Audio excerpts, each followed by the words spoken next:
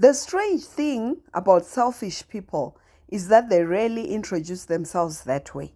In the beginning, they feel warm, they feel exciting, they feel like answered prayers wrapped in beautiful words and charming smiles.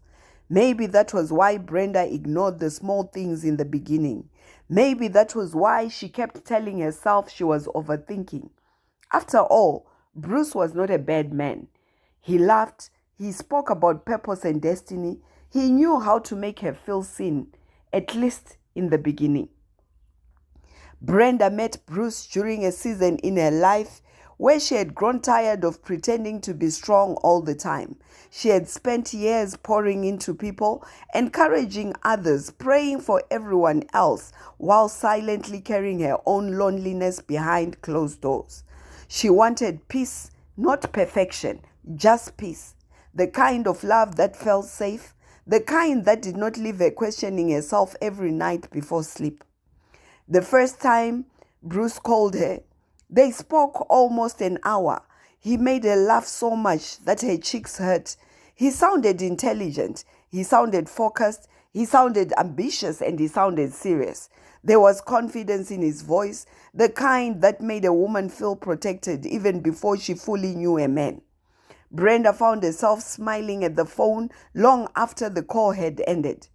In the weeks that followed, Bruce became a constant part of her daily routine. In the mornings, they would talk, they would text, they would visit each other, random check-ins during lunch breaks. At first, it felt intentional. He asked questions about her life, her childhood, her dreams. He spoke about wanting something serious, something real, something that Brenda was also looking for, and something that was not rushed by emotions. And Brenda believed him. One evening, while sitting on her bed after a long day, Brenda found herself talking to Bruce about a painful situation she was dealing with at work. She had been overlooked for an opportunity she had worked hard for, though she tried to sound strong while speaking about it.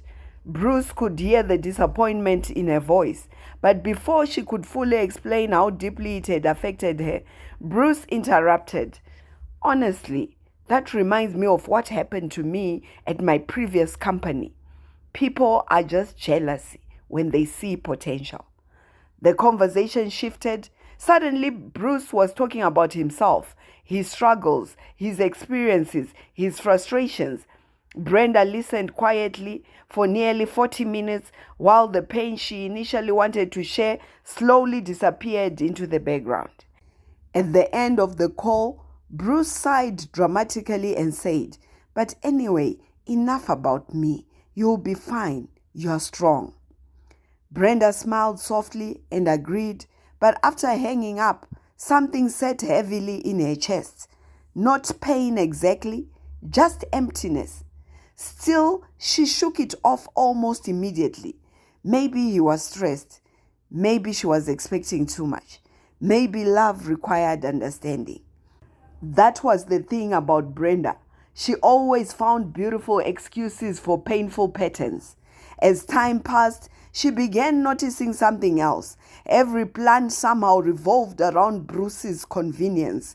If he was tired, plans changed. If he needed space, conversations ended abruptly. If he wanted attention, Brenda dropped whatever she was doing to make herself emotionally available for him. And she did it willingly. Because when you love deeply, sacrifice does not immediately feel like sacrifice. Sometimes it feels like loyalty. Sometimes it feels like patience. Sometimes it feels spiritual. One Saturday afternoon, Brenda spent nearly 3 hours helping Bruce prepare for an important presentation. She edited documents, encouraged him when he became frustrated, prayed with him before his meetings, and stayed awake far longer than she intended because she genuinely wanted to see him succeed. The following day, Brenda mentioned that she was feeling emotionally exhausted and overwhelmed from her own responsibilities. Bruce barely looked up from his phone. "You just need to rest," he said casually. "You stress too much sometimes." That was it. No follow-up question, no concern, no pause to ask why she was overwhelmed. The conversation moved on again. Later that night, Brenda sat quietly by a bedroom window, staring into the darkness outside. The room was silent, except for the faint sound of worship music playing softly from her phone. She thought about how easy it had become for her to carry Bruce emotionally while carrying herself alone at the same time, and yet she still loved him. That confused her, because Bruce was not cruel. He was not insulting. He was not intentionally harsh. He simply seemed naturally positioned at the center of every situation, every conversation, and every emotion. And somehow, Brenda kept adjusting herself around that center. She bowed her head slowly and whispered a quiet prayer. Lord, if this relationship is from you, teach me how to love correctly. Teach me how to be patient without losing myself. And if there is something I am refusing to see, please help me to see it. But even as she prayed, deep down, Brenda already sensed something she could not yet explain. Love was beginning to feel lonely. Thank you so much for listening to this first episode of Love Me, Not You. This is part of the Toxic Chronicles, Becoming While Breaking. If this story touched you in any way, let me know your name and where you're watching from in the comment section. And remember, sometimes the loudest red flags are the quiet ones we excuse in the beginning. I will see you in the next episode. There is a dangerous kind of love that slowly teaches a person to abandon themselves without realizing it. It does not happen all at once. It happens quietly, in little compromises, in delayed feelings, in constantly saying it's okay when deep down it's not okay at all.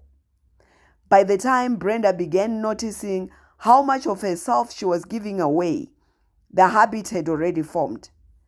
Bruce had become part of a routine. Every morning started with checking if he had messaged her. Every evening ended with long conversations that somehow always circled back to his needs, his frustrations, his dreams, his plans. Brenda listened carefully to everything he said because she genuinely cared. She remembered details about his meetings, his childhood stories, the things that annoyed him, the foods he liked when stressed, even the tone of his voice when something was bothering him. Bruce noticed those things too. What he did not seem to notice was how rarely he offered the same attention in return. One evening after work, Brenda sat in traffic completely exhausted. It had been one of those difficult days where everything seemed to go wrong at once. Her supervisor had criticized her unfairly in front of colleagues. Her phone battery had died halfway through the afternoon. And on top of that, she had received worrying news from a family member earlier that morning. All she wanted was comfort. As soon as she got home, her phone rang. It was Bruce. The moment she answered, he immediately launched into frustration about a disagreement he had with a friend. Brenda quietly placed her handbag down, removed her shoes, and listened patiently while standing in the kitchen. Nearly an hour passed before Bruce finally paused long enough for her to speak. Today was actually hard for me too, she said softly. Bruce sighed heavily. Babe, can we not do this tonight? I'm honestly mentally drained. Brenda fell silent for a moment. Oh, okay, she answered gently. It's fine. And just like that, her feelings returned to the shelf again. After the call ended, Brenda stood alone in the kitchen staring at the kettle as it boiled. She could not explain why tears suddenly filled her eyes over something so small. Bruce had not shouted at her. He had not insulted her. He simply had no emotional space for her once his own needs had been addressed. That realization unsettled her more than she wanted to admit. Still, the next morning she woke up and sent him an encouraging message before work. That was Brenda's problem. Her heart always continued giving long after it started bleeding. Weeks passed and the imbalance became harder to ignore. Bruce expected Brenda's availability constantly. If he called and she did not answer immediately, he would become distant. If she sounded tired during conversations, he accused her of losing interest. Yet when Brenda needed reassurance, when Brenda needed attention or emotional support, Bruce somehow always seemed distracted, busy, or emotionally unavailable. One Friday evening, Brenda had planned a quiet night for herself. She had bought snacks, prepared dinner, and planned to finally rest after a stressful week. Just as she settled onto the couch, Bruce called. "Babe, I need you," he said immediately. His voice sounded frustrated. Without hesitation, Brenda abandoned her evening plans and spent the next 3 hours comforting him through another personal crisis. She listened, she encouraged, she prayed. She reassured him repeatedly that things would work out. By midnight, Bruce sounded much better. "You always know how to calm me down," he said softly. Brenda smiled tiredly. "That's what I'm here for." But after the call ended, the silence inside the apartment felt heavier than usual. Because deep down, Brenda had started asking herself a painful question. Who was there for her? The following Sunday at church, the pastor spoke about relationships. At one point, he said something that made Brenda sit up slowly in her seat. Never confuse being needed with being valued.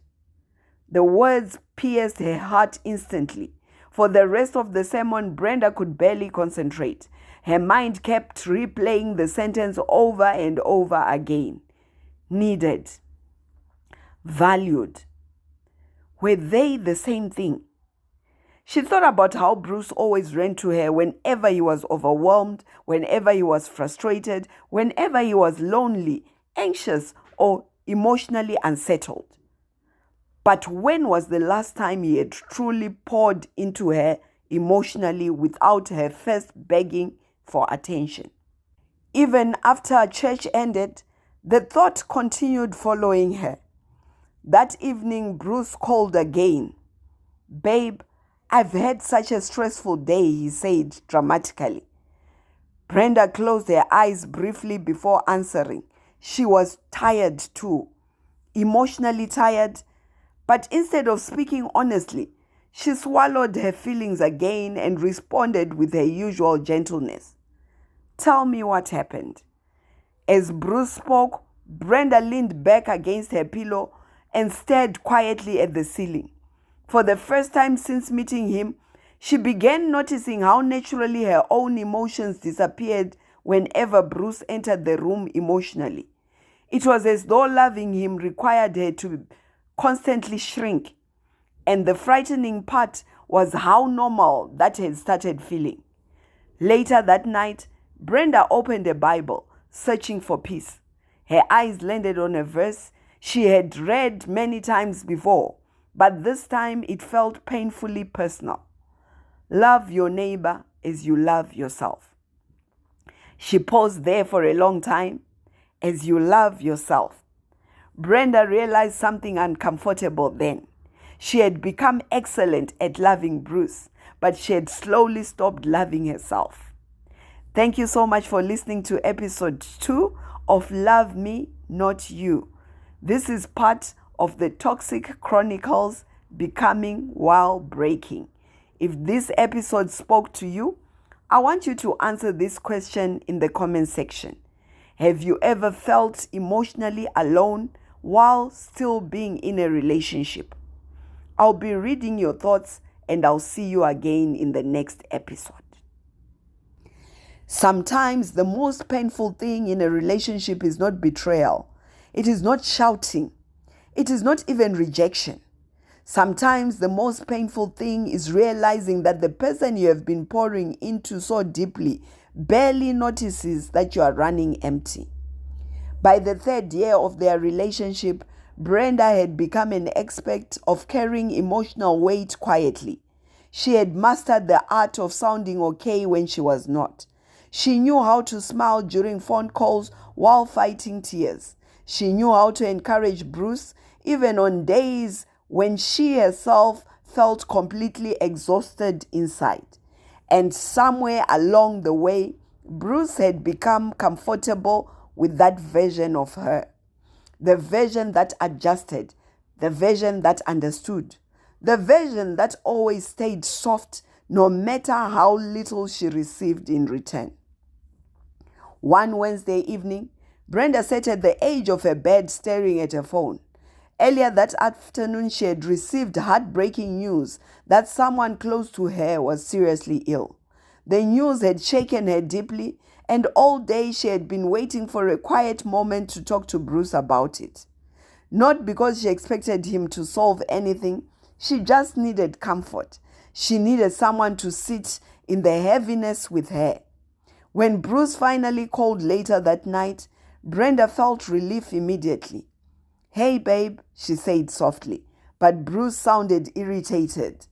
"You won't believe the kind of day I had," he complained before she could say another word. For nearly 20 minutes, Brenda listened as Bruce vented about work frustrations, financial pressure, and people disappointing him. She responded gently where she could, offering advice, encouragement, and reassurance.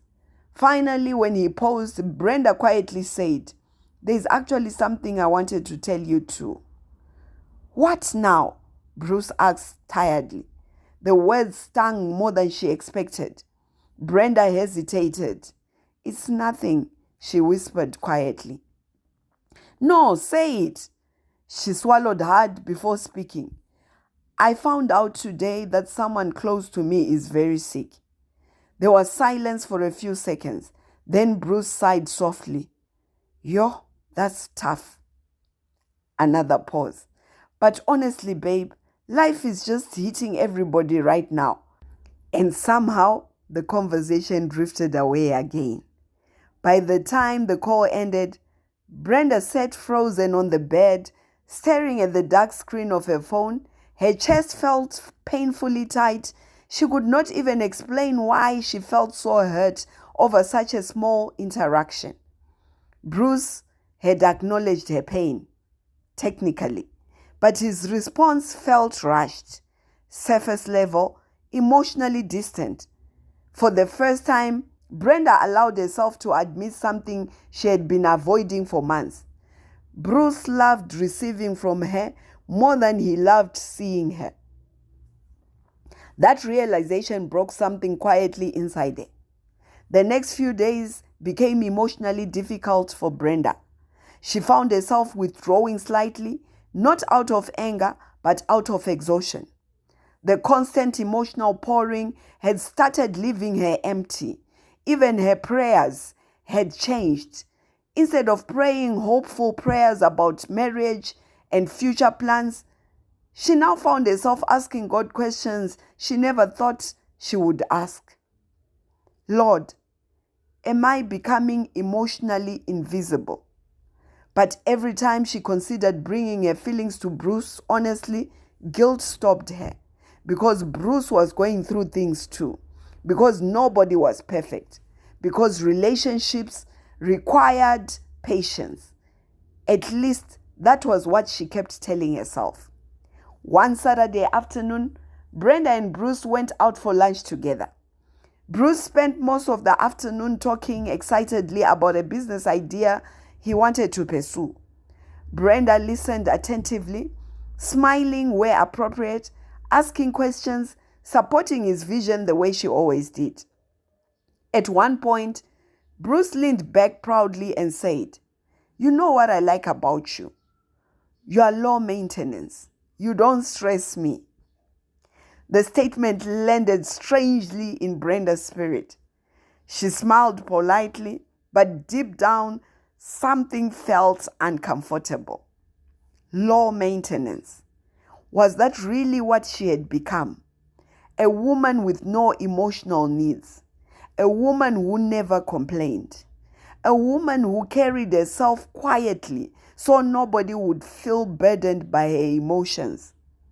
Suddenly, Brenda realized something painful.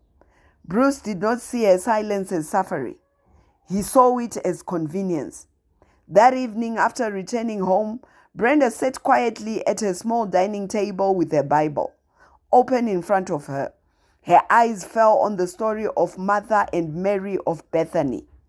Martha had been busy serving everyone while Mary simply sat at the feet of Jesus. And for the first time, Brenda understood something differently. Some women become so busy carrying relationships that they forget to sit down and ask themselves whether they are being spiritually and emotionally fed too. Tears slowly rolled down her face as she closed her Bible. She was tired, not physically, soul tired. And yet the frightening part was that Bruce probably had no idea how deeply she was struggling. That night, before sleeping, Bruce sent her a message. "Thank you for always being there for me." Brenda stared at the message for a long moment before replying, "You're welcome." But after sending it, she placed her phone down and quietly whispered words she had never spoken aloud before. "Lord, who is there for me?" Thank you so much for listening to episode 3 of Love Me, Not You. This is part of the Toxic Chronicles, Becoming While Breaking. If this episode touched your heart, I want you to tell me in the comment section, what is one red flag people often ignore because it doesn't look toxic at first? Don't forget to like, to share, and follow so you do not miss the next episode. I'll see you again soon. There comes a moment in certain relationships when a person suddenly realizes they have been surviving emotionally instead of being loved properly. Not because somebody shouted at them, not because somebody hit them, but because they had spent so much time carrying another person that they no longer remember what it feels like to be carried to.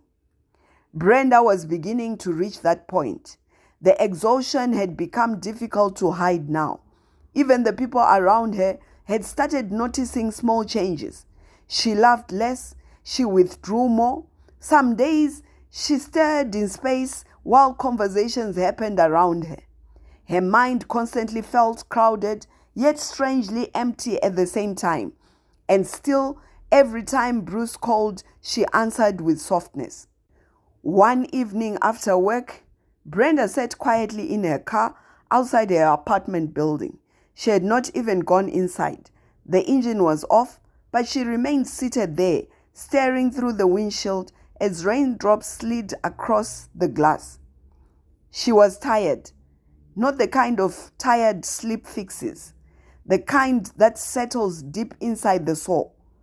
Her phone rang. Bruce. Brenda inhaled deeply before answering. "Hey babe," Bruce sounded excited. "You won't believe it. I finally got the deal." Immediately, Brenda forced energy into her voice. "Oh, wow! Congratulations! That's amazing." For the next 20 minutes, Bruce spoke excitedly about the opportunity, the money involved, the recognition he might receive, and the plans he had for himself moving forward. Brenda listened patiently, congratulating him sincerely, because despite everything, she truly wanted to see him succeed. Then Bruce suddenly paused. "But honestly, I knew it would happen. I work harder than most people around me." Brenda smiled faintly. "That's good, Bruce. And anyway," he continued casually, "I was thinking we should celebrate tomorrow night. You can come through after work." Brenda hesitated. "Tomorrow might be difficult. I promised my mother I would help her with something important." There was silence. Then Bruce's tone changed slightly. "So your family stuff is more important than supporting me?" Brenda blinked slowly. "No, that's not what I meant. But every time something good happens to me, there's always something else." The guilt arrived immediately. Brenda felt it settle heavily in her chest like it always did whenever Bruce became disappointed with her. "I'll make a plan," she said quickly. Bruce's mood lifted almost instantly. "That's my girl." After the call ended, Brenda leaned back against the car seat and closed her eyes. She felt frustrated with herself, but she could not fully explain why. Because technically Bruce had not forced her. He had simply made her feel responsible for his happiness again. And somehow Brenda always responded to that pressure by sacrificing herself. The following evening, Brenda cancelled her plans with her mother and went to meet Bruce. He seemed happy, relaxed, completely unaware of the emotional conflict she had gone through just to be there. At dinner, Bruce spent most of the evening talking about himself again, his achievements, his plans, his frustration with other people. Brenda smiled and listened while quietly pushing food around her plate. At one point, Bruce looked at her and frowned slightly. "You've been quiet lately." Brenda looked up slowly. "I've just been tired." "Tired from what?" Bruce laughed lightly. "You stress yourself too much emotionally." The statement irritated her more than usual because deep down Brenda knew exactly why she was tired. She was tired from carrying a relationship emotionally almost by herself. But instead of saying that, she swallowed the words again. Bruce continued speaking casually, completely unaware that Brenda was emotionally slipping further and further inward. On the drive home later that night, Brenda stared quietly out of the passenger window while Bruce talked about future goals. Suddenly, he reached over and squeezed her hand. "You know I appreciate you, right?" Brenda looked at him and smiled softly, but inside, something painful rose in her chest, because appreciation and consideration were not the same thing. Bruce appreciated what Brenda did for him, but he rarely considered what his actions were doing to her. That night, after returning home, Brenda sat on the floor beside her bed and tears quietly running down her face. For the first time in a long time, she did not pray immediately. She simply sat there in silence, emotionally overwhelmed. Eventually, she opened her Bible randomly and her eyes landed on a verse that stopped her completely. "Guard your heart, for everything you do flows from it." Brenda stared at the scripture for a long time. Guard your heart. Not abandon it. Not silence it. Not sacrifice it endlessly. Guard it. The words unsettled her deeply because Brenda realized she had been protecting Bruce's emotions more carefully than she had been protecting her own heart. And little by little, that neglect was breaking her from the inside. Later that night, Bruce sent her a message. "Thank you for tonight, babe. I needed you." Brenda looked at the message quietly. Then, for the first time in their relationship, a question crossed her mind that frightened her. What happens when the person constantly needing you never notices that you are slowly falling apart too? Thank you so much for listening to episode 4 of Love Me, Not You. This is part of the Toxic Chronicles, Becoming While Breaking. If this episode spoke to you, I want you to tell me in the comment section. Have you ever found yourself constantly protecting somebody else's feelings while neglecting your own?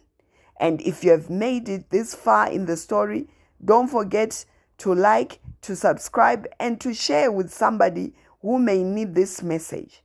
I will see you in the next episode. There are moments in life when everything looks normal on the outside, but something inside a person quietly shifts forever. It is not always loud. It is not always dramatic. Sometimes it happens in the middle of a regular conversation, in a quiet room with someone you still love, but no longer understand the same way. Brenda felt that shift coming before she could fully name it. By the time she reached the final stretch of her relationship with Bruce, she had learned something painful but honest. Love alone was not enough to sustain emotional imbalance. Care was not enough to fix neglect, and patience, when stretched beyond wisdom, slowly became self-erasure. Still, she had not walked away, not because she did not see the issues, but because part of her still hoped that awareness would eventually lead to change. That evening, Brenda sat on the bed quietly, scrolling through old conversations between her and Bruce. There was a time when his messages used to make her smile immediately. Now she found herself reading them with a strange sense of distance, as though she was remembering something or someone else's story. Her phone rang. Bruce. She stared at the screen for a few seconds before answering. "Hey," his voice said, calm and cheerful. "I just wanted to hear your voice." Brenda smiled faintly, but there was heaviness behind it. "Oh, okay." There was a short pause before Bruce continued speaking about his day, his plans, and small things that happened at work. Brenda listened, but something in her was different now. She was no longer just absorbing his words. She was observing them. And in that observation, she noticed something she had ignored for a long time. Bruce rarely asked her how she was doing unless it was convenient. He rarely stayed long enough in her emotional world to fully understand it, and even when she tried to express herself, somehow the conversation always returned back to him. A quiet sadness settled in her chest. Not anger, not bitterness, just clarity. After the call ended, Brenda remained seated in silence. The room around her felt unusually still, like even the air was waiting for her to finally admit something she had been avoiding for a long time. She opened the Bible slowly, not out of routine, but out of desperation. Her eyes fell on the story of Hannah, a woman who carried pain silently for years while she still chose to pour her heart before God instead of breaking completely under human pressure. Brenda closed her eyes.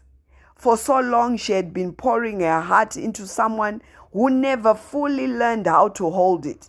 And now she was tired, not of love, but of imbalance. Later that night, Bruce sent her another message. "I miss you. You are the only one who understands me." Brenda read it slowly, and for the first time, she did not respond immediately. Instead, she placed her phone down and sat in silence, because a truth she had been avoiding finally became impossible to ignore. She understood Bruce deeply, but she was not being understood in return. And love without mutual understanding slowly becomes emotional labor. Brenda stood up and walked to her window. Outside, the night was calm, but inside her heart, something had changed permanently. She was no longer just asking God to fix the relationship. She was asking God to show her truth without fear. Her voice was barely above a whisper. "Lord, what am I supposed to learn from this?" And in that moment, Brenda did not receive an instant answer. There was no dramatic sign, no sudden instruction, only a quiet sense of awareness settling over her like a gentle but firm reality. Some relationships are not meant to destroy you, but they will reveal where you have been slowly abandoning yourself. Brenda wiped her tears quietly and exhaled deeply. She was still in the story, but she was no longer blind in it. Thank you for listening to the final episode of Love Me, Not You. This is part of the Toxic Chronicles, Becoming While Breaking. If you have walked through all 5 episodes, I want to say thank you for staying until the end. This is not just a story, it is a mirror. And sometimes what we see in the mirror is not about living people, but about finding ourselves again in the middle of what we thought was love. If this tale spoke to you, please don't forget to follow the series so you do not miss what comes next in the Toxic Chronicles. And I'll see you in the next story. God bless you.